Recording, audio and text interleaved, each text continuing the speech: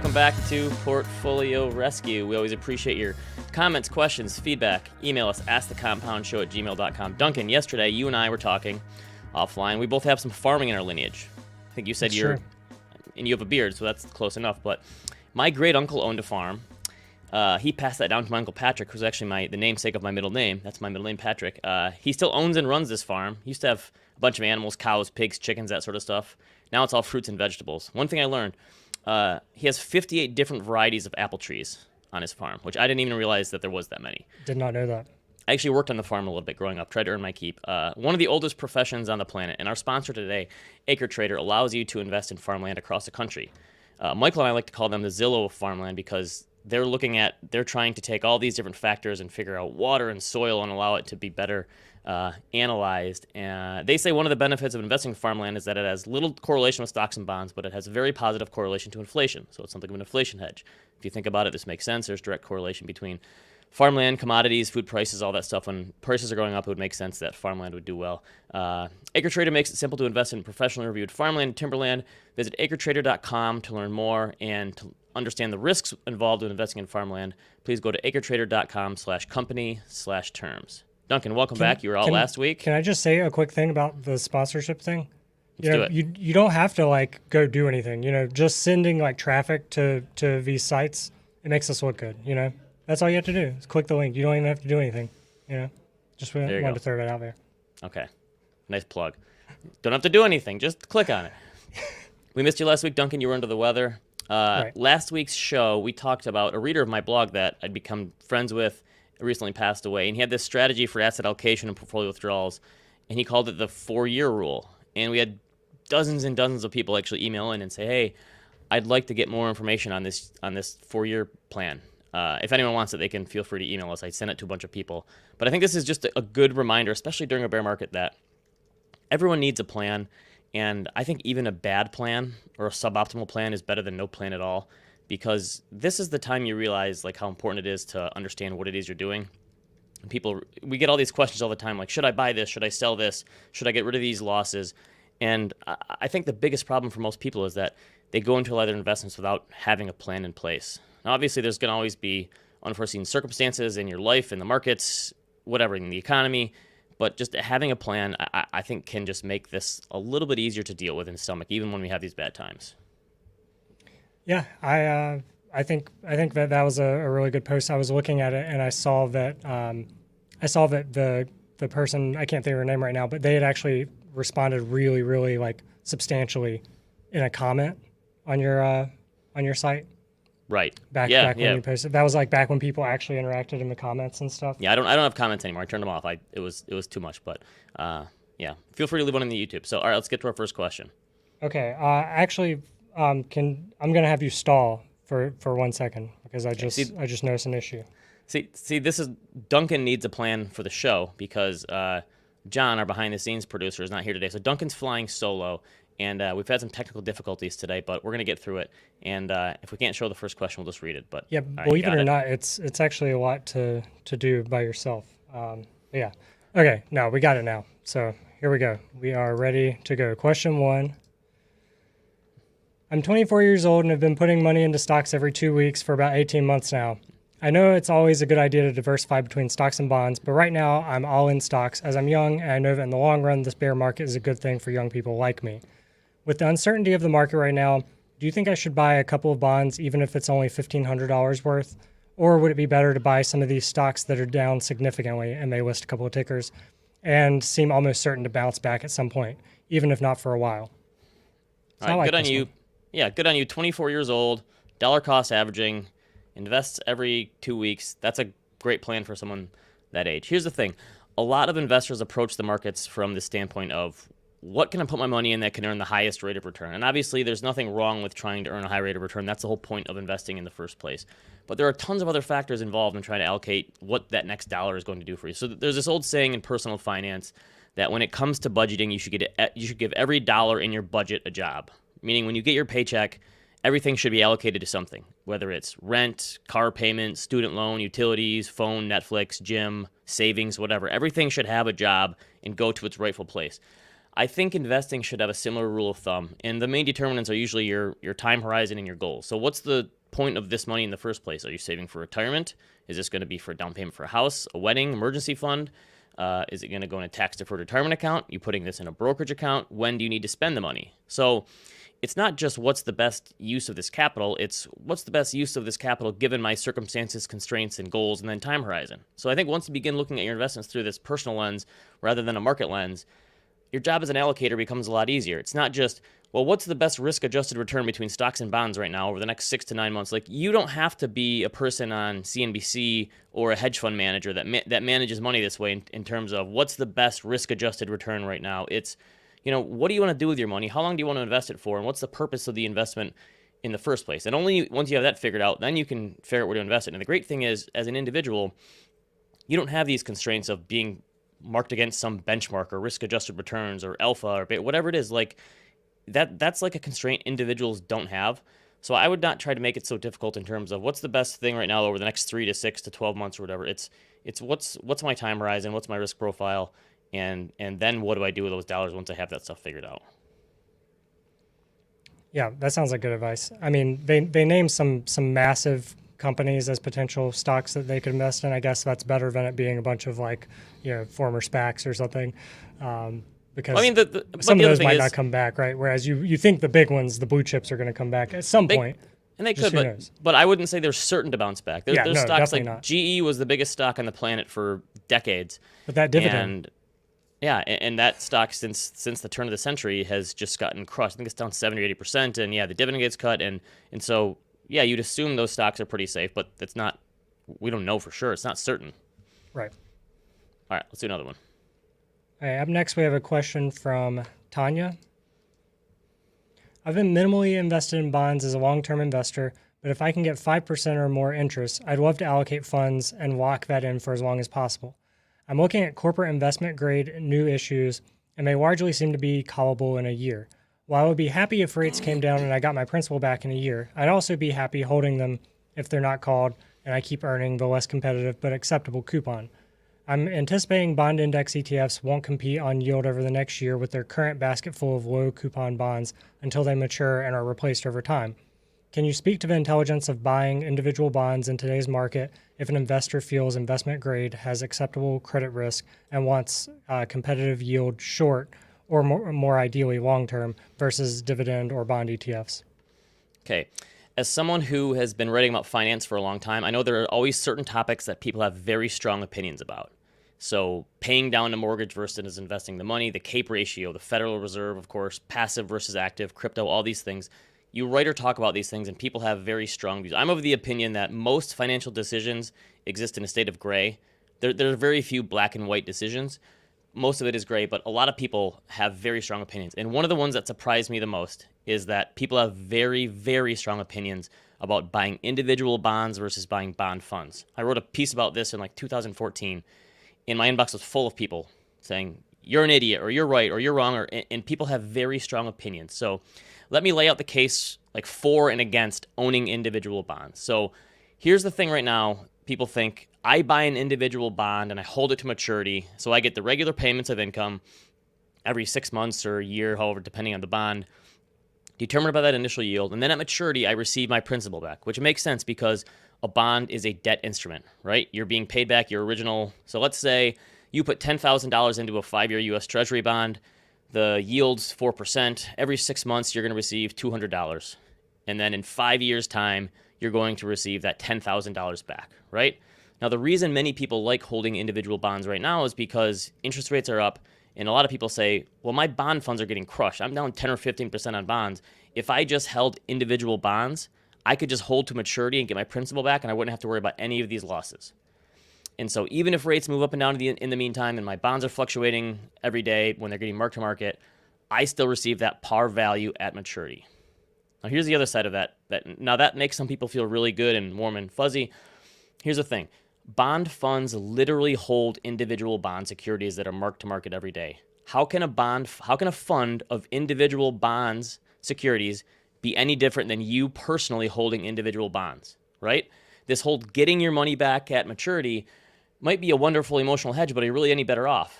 When rates go up, the value of all bonds goes down, whether you're holding an individual bond or a bond fund. And while holding to maturity does allow you to get your money back at par, if the environment is higher rates and higher inflation like it is now, you're going to still be getting back nominal dollars that are worth less at the time of maturity. So let's say, for example, you own a bond fund that yields 2%, and then the yields go to 4%, which is basically what happened in a lot of bonds. If the duration of those bonds is 5 years, you would expect that fund to fall somewhere in the range of like 10% in value. That's happened to a lot of them. That's not any fun. Now, let's say, okay, I'm going to sell this bond fund, but I'm going to buy all the individual bonds in that fund, all the single issues, and those collectively now yield 4%. Are you really in a better position? Of course not. You're in the same exact place, right? Now let's look at the other side. Let's say you own 2% 5-year bond. Rates go to 4% in that one bond. Sure, if you hold it, you get your money back at par, but now you're just earning 2% less than the market return. So either way, you're going to be losing money. So you could sell that bond at a loss and now buy the higher yielding 4% bond, or you could hold it, yielding 2%, get your par back, but then you're earning 2% less than, so you're losing money either way. Like this is just how bond pricing works. There are no free lunches here. So it's kind of the same thing. And it's a little bit of a pet peeve of mine that people think that holding them is like this holy grail of you don't have any losses, but it's the same thing. Having said all that, there are pros and cons to each approach. So if you do hold individual bonds, you can potentially have higher trading fees because on the bid-ask spread, it's harder. You're not PIMCO. You don't have trillions of dollars of bonds that you're trading. It typically requires more money in terms of minimums, depending on where you're trading. It's much harder to diversify, obviously. In a bond fund, you can own hundreds or thousands of bonds. If you're buying them on your own, you might need a lot of money to do that. It's much harder to rebalance with single-issue bonds. But there is that peace of mind if rates do change. Now, it's mostly in your own head, as I explained, but some people need that like emotional hedge. The other thing is, if you own individual bonds, your duration and your maturity is constantly changing. Because if you own a 5-year bond, in a year, that's a 4-year bond. In another year, that's a 3-year bond. So your duration and your maturity could be changing. A lot of people might get around this by owning a ladder of bonds to keep that constant, but that's kind of the same thing. There is much more complexity, although the one big positive, I think, besides the hedge of holding to par, is that it's much easier to match your assets with liabilities. If you have something that you know you have to pay in 5 years and you buy a 5-year bond, you know at par, you're going to get that money back, and that's something that you can use to then invest when you need to spend that cash. So how about holding a bond fund? Bond funds are easier to diversify and rebalance. They're low on minimums. You do have to pay an expense ratio, which you don't have to for individual bonds. You have professional management trading them and hopefully getting lower trading fees because of scale. You have that constant maturity and duration because a lot of bonds are benchmarked and they'll keep some sort of constant 1 to 3 year duration or 3 to 5 years or whatever it is. But it does make it harder to match assets with liabilities unless you own different bond funds that have different types of maturity. So obviously each strategy has its pros and cons. And I didn't even get to the part about callable bonds here, which seems like that 5% yield. It might not be worth it because that's just another added level of complexity if they do call the bond and bring it back to you. But the way I see it, you can get 5 to 6% in most corporate bond ETFs right now. So I don't know if going to a 5% individual corporate bond really makes sense to that. I guess that depends on if you really need that emotional hedge. But again, it probably depends on your tolerance for complexity and then how dependent you are on giving yourself that emotional hedge of holding bonds to maturity. But again, maybe I'm going to get some more hate mail, but owning individual bonds is not different from owning a basket of individual bonds. It's just like owning a stock ETF is similar to owning individual stocks, right? Either way, your performance is going to be similar. It could just depend how you can make it through those strategies. So I have a question as a civilian, non-financial, professional. How do you even go about buying an individual bond? Well, you can do I it wouldn't even know where to begin other than you like can do it at a iBonds. brokerage. If you have TD Ameritrade or E-Trade or whatever, you can buy bonds there, but the minimum might be $10,000 or $25,000 depending on so Gotcha. Okay. you have to buy it in some $10,000 is probably the minimum for most places because you have to. But you can also go to Treasury Direct, which we've talked about. If you want to buy treasuries straight from the U.S. government, I'm pretty sure there's no fees there, so you can do that. It's just your minimums might be a little higher than it would be for bond ETFs, but yeah, you can do that. And again, some people really like that peace of mind they get from buying individual bonds. I'm just here to tell you that it's mathematically, you still own bonds either way, whether it's a fund or an individual bond. Right. Yeah, that makes sense. That was kind of nerdy, but I think it's, I don't know, just a little pet peeve we've of had mine. people write in before asking about like being able to buy their own mortgage or stuff like Yes. that. Like people make this super complicated. I don't Yes. even. Again, I think it's funny how people think that it's different. And again, bonds are driven more by math than the stock market is. But that's also why the movements in interest rates affect the prices of bonds you're going to buy in the future and the ones you hold now. It's not like you can all of a sudden find this bond that's paying more money and you get your money back at par at maturity that's going to make you better off. It's not going to make you better off unless you can actually hold on to the strategy, I guess. Cool. So that sounds pretty definitive. So I like that.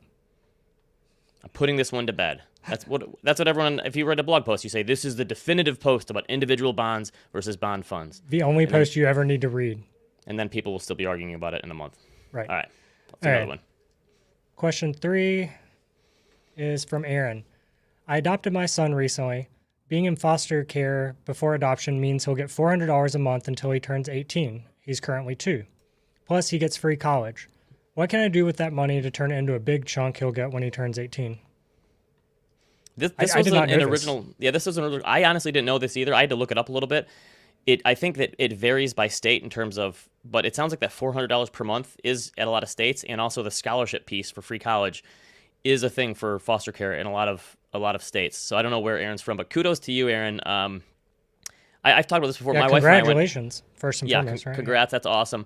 My wife and I went through IVF, and it took a long time for that to work. And in the meantime, we went down the adoption path. And I will say, our personal experience with it, it's not an easy experience. So I give Aaron a lot of credit for going through this and pulling it off, because eventually the IVF worked for us. But we went down that path pretty far, and it's not easy. So here's the thing. Your son is 2, and he gets $400 per month until age 18. So we're talking 16 years of compounding. My first rule here is just do no harm. If we're talking $400 a month, that's $4,800 a year. And that's also, $77,000 over 16 years, if my math is right there. That's almost $77,000. That's pretty good. So back of the envelope, if you got a 5% return on that, we're talking, I don't know, $113,000. If you got 7%, we're talking over $130K. So that's real money. So unless the system completely falls apart, if you invest this in any sort of diversified portfolio of financial assets that aren't completely insane and some really smart 30-year-old billionaire walks away with them, I think you're going to be okay. So my one piece of advice would be just don't try to shoot the moon with this. Don't go crazy. Like, you're going to be offering 6 figures to your son at age 18, and that's an amazing gift. So I've talked about this before, but what I did with my 3 kids is a couple of years ago, I opened up just a lift-off account at Betterment, and I just make monthly contributions to a diversified portfolio. And the account is technically in my name. I didn't want to get fancy because doing a Roth IRA for your child, unfortunately, is not very easy. They have to have some earned income. I think there's some backdoor ways around it, but I didn't want to go through that. So I just opened an account for myself in Betterment. Does an allowance count as income? Yeah, maybe the tooth fairy. So I have a bucket for each of my 3 kids. I don't know when I'm going to turn it over, whether it's 18 or 21, but there's 2 reasons for this. One is I save a little bit now, and I can give them a head start when they're adults, and then maybe for their first down payment or their wedding or buying a car or whatever it is when they need money when they first start out. But I also want to use these accounts to teach them about the power of compounding and dollar cost averaging. So I'm using these as a teaching tool to help them understand the importance of saving and investing. And I'm also trying to incentivize them to save. So I told my daughter when she starts getting money for birthdays and holidays or whatever, she gets $20, and I say, hey, if you put that $20 into your investment account, I'm going to match it dollar for dollar. So you put 20 in, you get 40. So I've worked on her a little bit. She's putting like 50% of all her cash in there now, which is kind of great. No 2 and 20. Yeah, I'm not charging fees on that. So I think you could also do like a custodial brokerage accounting, but I think the best thing you can do is just dollar cost average this into some sort of diversified basket. Use that money as a learning tool. I was going to bring him in for the next question, but let's bring our guest on for today, Kevin Young, who is an advisor with us at Ritholtz. Kevin, any other financial planning aspects I'm missing here in terms of taxes or accounts that you could use? Anything else I'm missing here besides the big building blocks? Yeah, Dave in the comments said, don't forget the taxes. Okay. Yeah, that's a good point. I think broadly though, Ben, I'm in total agreement with you. I think do no harm is a great way to put this. Low cost, dollar cost averaging every month. It's going to be a home run. Couple things to think about from a planning perspective. I had never heard of this either. So upon some Googling, it seems like the rules vary state to state, and just make sure that while you might think, okay, college is taken care of, I'm all set, just read the fine print and make sure you know exactly what that means. Because if it means that it's free as long as they go to a state university, and you live in Ohio, and your child says, I don't want to go to Ohio State, I want to go to Michigan, let's say. Nothing wrong with that. Nothing wrong with that. Then you're now in a bind because maybe that tuition is not covered.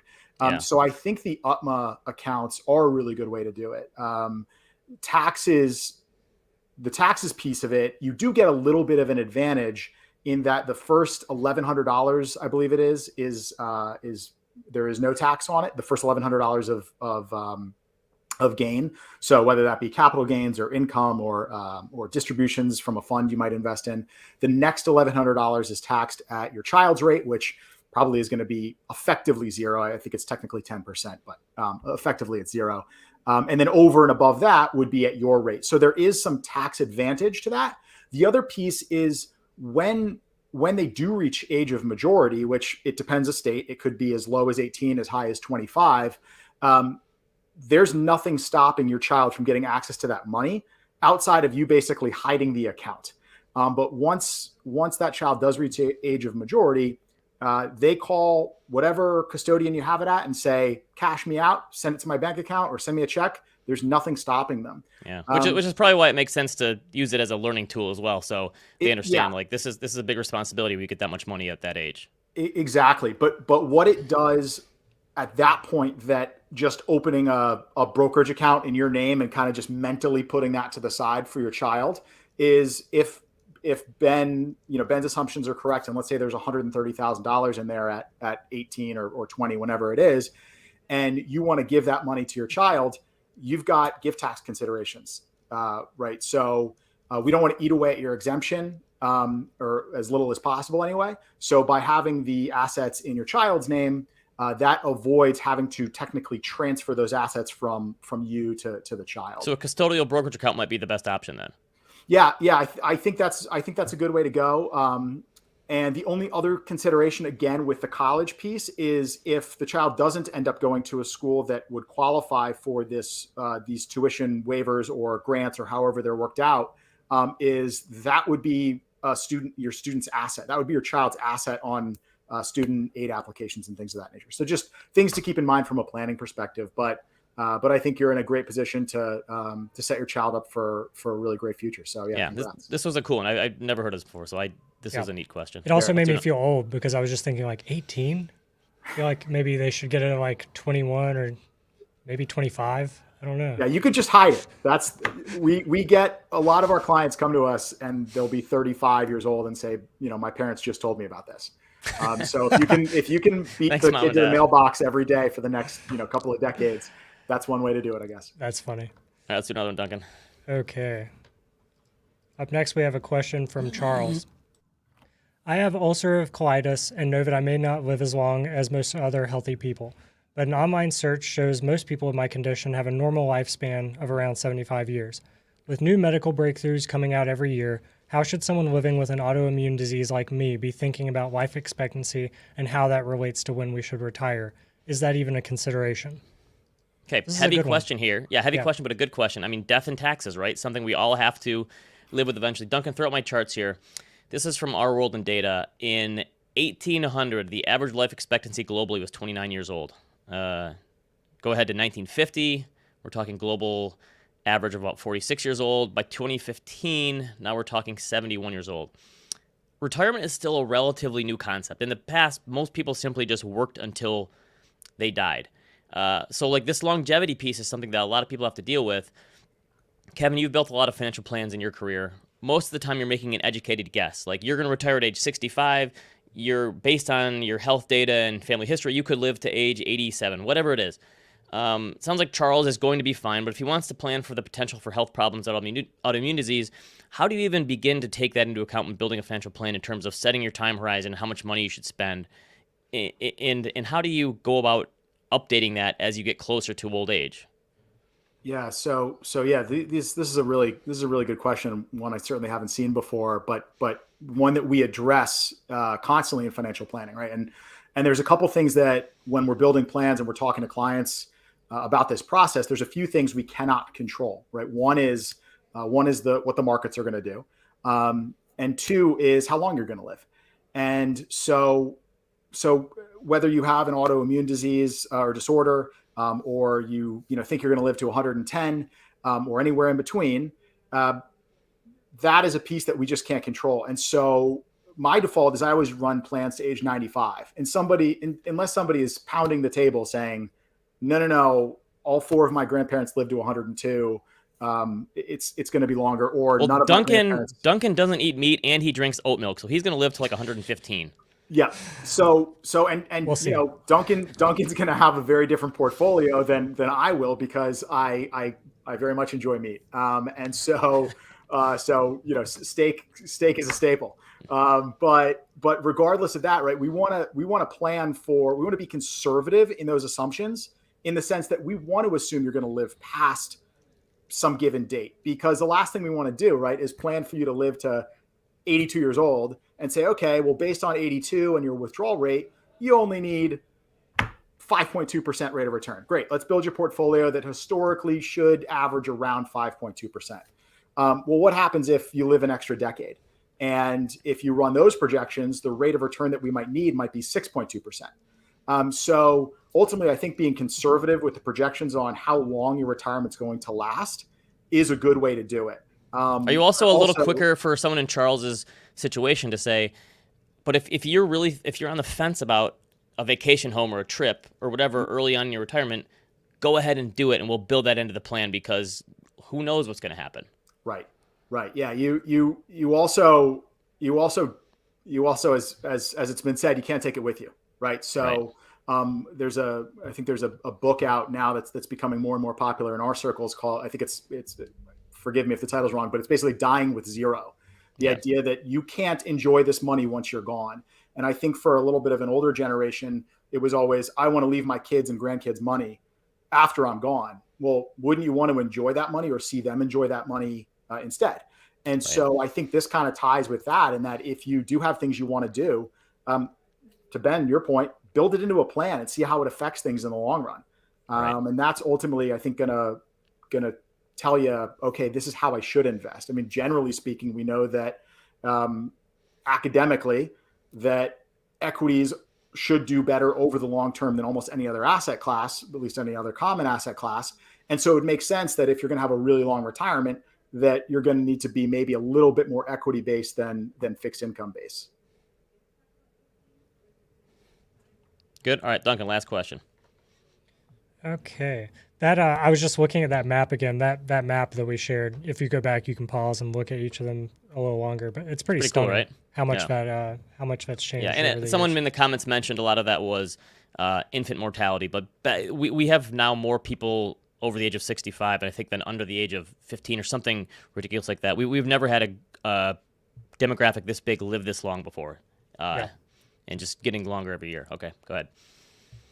Okay, so last but not least, we have a question from Micah. Looking for some help on how best to structure finances over the next few years. I'm currently working as an analyst at a bank with a relatively average salary. My wife is a third of the way through a 3-year CRNA program. Once she finishes school, our household income will increase by roughly 3 to 4 times. At that point, we will both be in our late 20s. Wow, young. I've been funding our Roths for the last few years, and I recently bumped up my workplace IRA to 10% to take advantage of current market conditions, but we are still taking on a decent amount of loans for her DNAP program. Obviously, the calculus would include comparing the loan rate to the expected rate of return if I were to prioritize the market, but I was hoping to get your guidance on what to truly prioritize over the next few years. What are some considerations for those expecting an income jump to keep in mind to best set themselves up for the long term? All right, so they're really thinking about everything here. Yeah, wife is in a nursing program, going to be making more money when she comes out, but she also has the debt to deal with. So, Kevin, with the caveat that there are no right or wrong answers for something like this, how do you help clients think through this type of decision where I'm going to be making more money, but I also have more financial responsibilities to deal with as well? Yeah, I mean, ultimately, this is kind of what you hope for, right? You're making an investment in education that is going to bump your income up. And so that's excellent. And clearly we've got some forward-thinking folks here as far as what to be focusing on. And yeah, there is no right answer. Ultimately, I think personal finance, as you guys have said, as we've said a lot, it is personal. And so what exists on a spreadsheet doesn't necessarily, and what makes sense on a spreadsheet may not make sense in, your head or your stomach or your heart, right? And so, I have clients that have a 3% mortgage, and they are making extra payments to their mortgage to pay down the principal. And they've got 20 years left on the mortgage. Well, if we assume that over the next 20 years, the market is going to return more than that 3%, the spreadsheet, the math would suggest you absolutely don't put more money into that mortgage. You put it in the market. Right. But I also, those same clients say, I feel better knowing that my debt is being paid down faster. I don't like debt. It makes me uncomfortable. I want to get out of it as soon as possible. And so, yeah, the math says don't do that. But ultimately, I think the plan that you can live with and the plan that makes you happy, as long as it doesn't derail the goal, is going to be the right answer. So if you're somebody who, if you and your wife are people that really are uncomfortable with debt, you can tilt a little bit more of that income towards paying that debt down faster. If it's going to gnaw at you that this money should be invested and getting a higher rate of return, then that's the way to go. It really. I also give them credit for they've already been investing in their Roths while she's going to school. He's still contributing to his plan. My main thing about getting an income bump, if it's a bonus or a jump in income, I like the idea of doing some sort of allocation on it where you say, I'm going to save 50% of this bonus or this jump in income, and the other 50% I'm going to use for debt repayments or increased savings. And so some ways you give yourself a bump in standard of living, so you don't it's not all for nothing. But then you figure out, okay, I'm with 20% of this, I'm going to repay debt, and the other 30% I'm going to save more, and sort of figure out some sort of set allocation there. And then you can kind of adjust going forward depending on what happens. And as you guys get bumps in income going ahead in the future, since you're still pretty young, you can figure out which one of these made us happier. Is it growing our retirement accounts or paying off this debt and seeing it go down? So I think splitting the difference in some ways can be a good way to test it out, doing an A/B test to figure out which one is going to make you happier anyway. Because some people just don't know either. Yeah, that's true. And I also think another thing to consider here is that it's always nice to have a little bit of extra liquidity, right? So if you are, even if you are really hyper focused on paying debt down, you don't want to get into a situation where you've paid your debt down and that's great, but you have very little liquid assets. Right. And then something happens, something changes, a career change, God forbid a disability, anything of that nature, that while everything looks good on paper right now and the trajectory is solid, you really want to make sure that you do have funds set aside for if things do change. Yeah, give yourself a margin of safety. Yeah, absolutely. And whether that's, having, 6 months to a year's worth of living expenses in cash, or just knowing that, hey, I want to have, some extra liquidity in a brokerage account. If, something changes, that's always a good thing to consider as well. Perfect. Okay. No show next week because of Thanksgiving, obviously. It's too bad. We're gonna argue about what our favorite Thanksgiving sides are, like they do on I was social hoping media we'd every have year. a political debate. All right. Thanks to Kevin for joining us again. We always appreciate those insights. Yeah, thanks, Kevin. Thanks for having me. If you're watching this on YouTube, remember, hit the subscribe and like button. Leave us a comment. Leave us a question in the comment sections. If you want some compound merch, do we still have the Fed shirts, Duncan? We do. I don't know how much longer Josh is going to Fed Godfather have them shirts, up there, but yeah. They're not going to be up much longer. Those are pretty sweet. Keep the questions and comments coming. Remember, if you have an email for us, askthecompoundshow@gmail.com, and we will see you in a couple weeks. See you, everyone.